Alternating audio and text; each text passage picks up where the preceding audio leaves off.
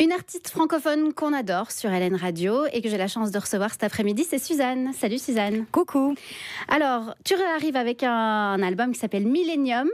Pour une milléniale, c'est plutôt logique.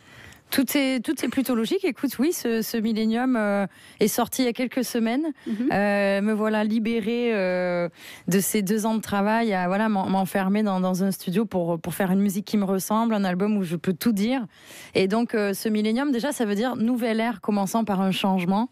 Et je trouvais que c'était plutôt bienvenu, cette envie de changement pour ma génération, les milléniaux, mais aussi pour ceux qui arrivent et même pour ceux qui étaient là avant. Mais tu dis un nouveau changement et en même temps on te reconnaît dans cet album parce que déjà sur les albums précédents il y avait des thèmes similaires. On sait que tu es une artiste plutôt engagée, féministe, nostalgique aussi parce que tu parles pas mal de ton enfance, notamment dans le dernier album Caméo avec 90. Enfin voilà, il y a plein de références. En fait, je retrouve des thèmes que j'avais déjà entendus dans tes albums précédents. Peut-être qu'ici ils sont plus assumés. Ouais, je pense qu'il y a peut-être un retour à l'essence au niveau de la musique. Vraiment, je pense que sur cet album-là, tu vois, je suis revenue à mes premiers amours qui sont la chanson française, la musique électronique, donc arriver à trouver ce mélange. Et il y a toujours une petite touche de rap aussi parce que j'ai l'impression de pouvoir m'exprimer aussi en écriture de façon plus consciente. Les thèmes qui reviennent chez moi, il y a quand même beaucoup la place des femmes. Je suis une femme, forcément j'évolue dans ce monde, donc ça me semble important de pouvoir en parler. L'écologie, ça a toujours existé. J'étais déjà avec on a cassé la planète, il est où le SAV il y a quelques années, et je crois que la planète elle est encore bien cassée. Mais voilà, j'en parle en tout cas avec toujours l'envie de pointer des sujets sociétaux. Tu vois, même dans Je t'accuse, où je m'adresse directement à la justice pour les violences faites aux femmes et pas qu'aux femmes. Mais tout ça pour dire que je pense dans cet album que je me suis laissée dire ce que j'avais envie de dire et peut-être de façon encore un peu plus précise parce que le monde évolue, il change et je crois qu'en 2025 on a encore des choses un peu urgentes à raconter.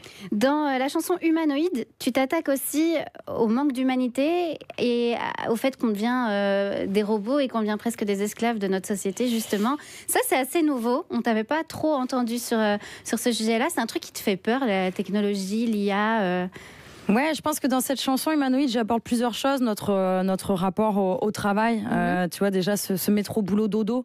Moi, je l'ai vu beaucoup sur mes parents, admettons sur mon père qui est soignant, qui est infirmier, qui s'est levé toute sa vie très tôt, qui rentrait tard le soir.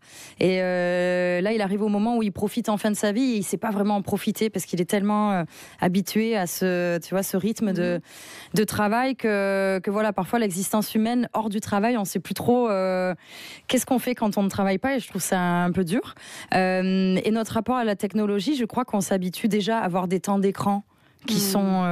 mais moi, les miens me font extrêmement peur. Je finis ma semaine et je me dis, oula, là, t'as passé quand même presque une journée entière sur ton écran. Et surtout, je pense qu'on s'habitue à voir des choses terribles sur nos iPhones, sur nos téléphones. Sur les plateformes. On voit un peu le chaos, tu vois, on voit la guerre, on voit des incendies, on voit des choses un peu dures. Et j'ai l'impression qu'on est un petit peu tous impuissants derrière nos écrans. Et ça me fait un peu peur. Voilà, de me dire, est-ce qu'on est connecté vraiment sur ces applis ou est-ce qu'on se déconnecte doucement de tout ce qui est l'humanité, quoi, les vrais humains, la vraie vie. Et donc voilà, je pense qu'il y a des bonnes choses, comme d'habitude, il n'y a jamais de rose ou de noir ou de blanc. Voilà, je pense que c'est nuancé. Les réseaux aujourd'hui, je pense que dans le côté positif, pour finir sur une note positive, nous permettent quand même de nous rassembler parce qu'on a les infos qui arrivent un petit peu sans trop de montage et on voit ce qui se passe pour de vrai. Et je pense que ça nous permet aussi de nous réunir pour aller dehors, parfois dans la vraie vie, dire ça nous convient plus.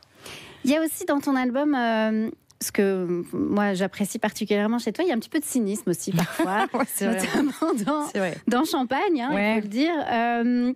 C'est un truc que tu aimes bien installer, cette espèce de second degré d'humour qui correspond aux milléniaux. Enfin, voilà. Je pense, après moi c'est mon humour, il n'y a pas tout le monde qui le comprend. Parfois les gens rigolent pas mes blagues, bon c'est pas grave, je me vexe pas. Mais c'est vrai que j'aime bien ce côté un petit peu humour noir, cynique. Et pour moi Champagne c'est presque une satire de notre société, de notre façon d'évoluer dans ce genre de soirée un peu futile où nos rapports humains sont un peu légers, mais Mais voilà, en tout cas, cette chanson, je l'ai écrite en plein réveillon. Je pense que j'espère que mes amis m'en voudront pas trop au prochain, du coup. Ils vont se dire, oh, putain, si elle sort sa plume, c'est qu'il y aura Champagne 2.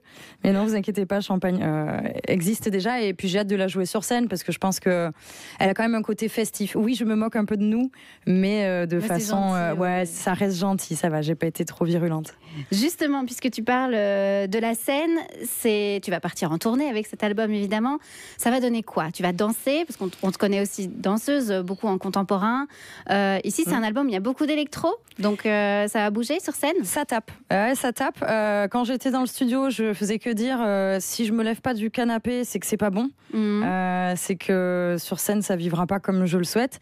Et là, à force d'avoir dit faut que ça tape, je me retrouve au moment où je fais ma résidence et je pense que c'est pas que les beats qui vont taper, il y a mon cœur aussi parce que le cardio. Ah ouais. Ouais, non, mais ça va être super cool. Je m'y prépare en tout cas. Je m'y prépare comme une athlète. Franchement, je le dis sur cette tournée, si je veux proposer ce que je veux proposer au public avec la danse, le souffle, les mots qu'il ne faut pas oublier. Il y a un vrai travail de fond et j'espère que je serai prête une fois arrivée devant vous, mais je m'y prépare et ça va être trop cool. Bon, ça va, t'as des chansons aussi pour ouais, tu vois, il y a à la vie, tu vois, j'ai quelques au grand jour qui redescendent un peu. Le duo avec Youssoupha, il fait du bien quand il arrive aussi. Tu vois, j'ai des chansons en tout cas où je peux m'exprimer vraiment vocalement à fond. Et des chansons où il y a effectivement de la voix, mais il y a aussi beaucoup d'énergie. Et je pense que je vais arriver à trouver mon rythme sur cette nouvelle tournée. Ce sera toi, avec des musiciens, avec des danseurs. Est-ce que tu peux nous en dire un petit peu plus? Écoute, je te spoil un peu, mais jusqu'à présent, j'ai toujours été seule sur scène. D'ailleurs, c'était une vraie force finalement d'arriver en ayant hyper peur, avec un track plus grand que moi et devoir affronter ce track et allez, je me présente au public. Le public m'a beaucoup porté ces dernières années. Donc je pense que ça m'a fait du bien de me dire bon allez, continue, fais ce que tu sais faire, mais peut-être mets un peu de danse. J'avais envie que la danse reprenne une place un peu centrale dans ma vie. Donc il y a 4 danseuses qui vont m'accompagner. J'ai tout co-chorégraphié, j'ai tout choisi sur ce show, de la lumière à la scéno à tout. D'accord, directrice artistique. Tout. J'ai porté toutes les casquettes. Ouais, voilà. Moi je pense que c'était important. J'avais encore une fois envie d'un live qui me ressemble, et c'est vrai que quand tu confies tout à tout le monde sauf à toi, à la fin de ton live te ressemble pas vraiment. Donc c'est pas grave, ça me fait beaucoup plus de travail, mais c'est un travail que j'aime faire, et à la fin j'espère que les gens qui auront vu ce show se diront ah ouais, là j'ai pris un vrai bon concert de Suzanne dans la tête, quoi. Tu parlais de ça au début dans une de tes chansons, Métro Boulot Dodo, pour une artiste. Alors c'est pas Métro Boulot Dodo, mais c'est énormément de travail. Quand est-ce que tu décroches?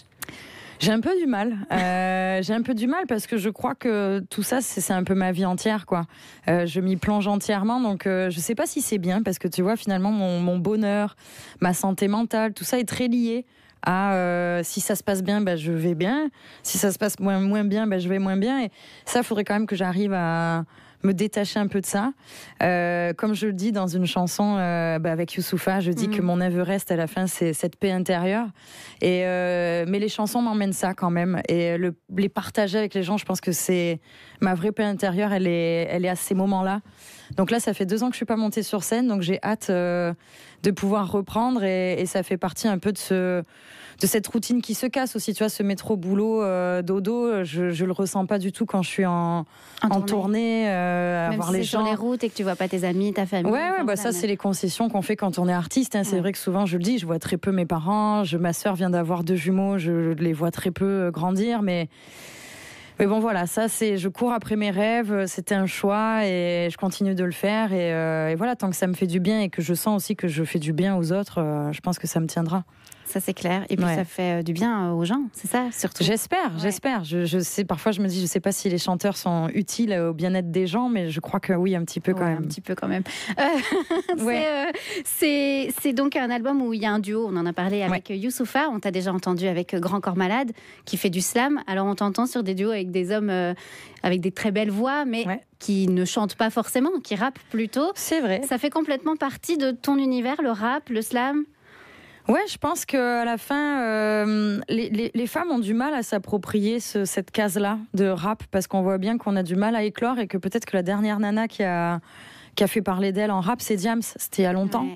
Donc il y en a qui pop tous les jours, mais on a du mal à se dire que voilà, on prend cette case-là. Moi, je suis pas vraiment une rappeuse. Je dis juste que j'utilise quelques codes. En effet, je trouve que dans l'écriture, il y a plus de liberté à les raconter dans une poésie plus crue, en fait. Et je crois que c'est ça qui me ressemble dans l'écriture. Et dans l'articulation, etc. Et je trouve ça assez drôle, tu vois, parce que Youssoupha, Grand Corps Malade, c'est des artistes qui sont arrivés quand même au début de ma carrière, qui m'ont vu assez vite et qui ont partagé des chansons avec moi, et ça c'est super chouette. J'ai Soprano, mais c'est des mecs bien. Soprano récemment qui est tombé sur Viril, qui a fait un message à Youssoupha pour lui dire tu diras à Suzanne que le morceau Viril est superbe, et tu vois, incroyable. Ça fait plaisir d'entendre des garçons réagir à des chansons où ils sont pas censés se reconnaître, mais ça soutient, et voilà, en tout cas les rappeurs ont l'air de comprendre mon écriture, et ça fait toujours plaisir. C'est qui tes plus grandes inspirations quand tu étais petite fille, je vais dire, à part les Spice Girls, parce que ça c'est ça c'est évident. Ça c'est une évidence. Sinon, je pense que dans les premiers qui sont arrivés dans mes oreilles, sans trop que je sache pourquoi, il y a Mylène Farmer qui est arrivée dans ma télé. Dans les années 90, dans le Hit Machine. Voilà, oui, ça fait pas de moi un être très très jeune. Là, je pense qu'on l'a compris, le Hit Machine, ça existe même plus, mais ça va, total à ref. Il y a Piaf qui est quand même arrivé dans mes oreilles assez vite. Et ce que j'aimais bien chez Piaf, c'est que ma voix se prêtait plutôt bien à l'exercice de chanter du Piaf. Plus tard, je suis arrivée à Paris, et d'ailleurs, il y a je raconte cette anecdote parce que je trouve qu'elle m'a quand même forgée.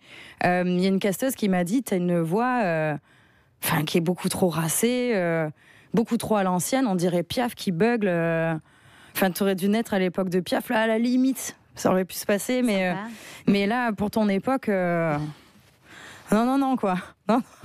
Et je trouvais ça assez drôle en fait, parce que mine de rien, moi cette voix qui peut paraître un peu ancienne, un peu trop racée, un peu trop ci, un peu trop ça, j'ai quand même réussi à l'accepter et en faire quelque chose. Ultra moderne en plus. Je trouve que t'en fais quelque chose d'ultra moderne. Je sais pas, moi je me rends pas vraiment compte, parce que tu vois, écouter sa propre voix, c'est un peu comme écouter des mémos vocaux quand tu t'entends toi, c'est jamais très agréable, mais je suis heureuse d'entendre qu'aujourd'hui ma voix a pris sa place quand même quelque part, et dans l'oreille de certains gens, donc voilà, j'en reviens un petit peu à ces chanteurs d'époque. Moi j'ai réussi à être une chanteuse de mon époque, comme l'ont été Brel, Piaf, Barbara. C'est des artistes que j'ai beaucoup écoutés. Et qui t'inspire. Et qui m'inspire. Ça s'entend, c'est vrai, mais en étant ultra moderne, parce qu'il y a énormément d'électro. Et voilà, beaucoup de musique, en tout cas, et de très bonne musique et de très bons textes. Tu seras donc à l'Ancienne Belgique le 7 février prochain, et cet album Millennium est dispo sur toutes les plateformes. Merci. Merci beaucoup, Suzanne. Merci à toi.